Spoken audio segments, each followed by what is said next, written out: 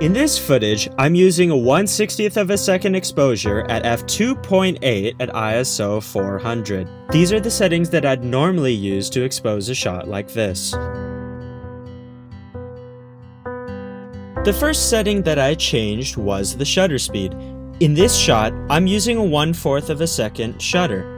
This means that I had to bump my f-stop up to 6.3 and lower my ISO to 125.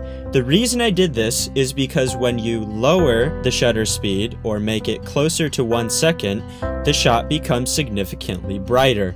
To compensate for this, I closed the f-stop or the aperture down to 6.3 and I lower the ISO to 125.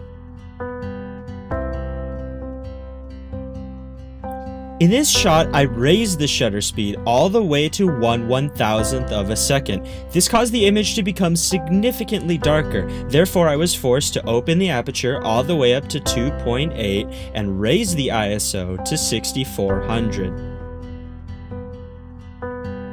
The next thing I wanted to play around with was aperture. On the RX 100 Mark V, the widest aperture possible is f2.8, so I set it to that and adjusted the ISO and shutter speed to compensate for the increased brightness. I then closed down the aperture as far as it would go. In the case of the RX 100 Mark V, that happens to be f11. The image became significantly darker, so I chose to raise the ISO to 6400 to maintain brightness levels.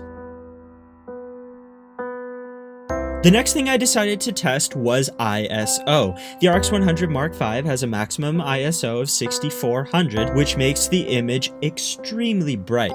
To compensate for that brightness, I closed the aperture all the way down to f11 and kept the shutter at 1/60th of a second.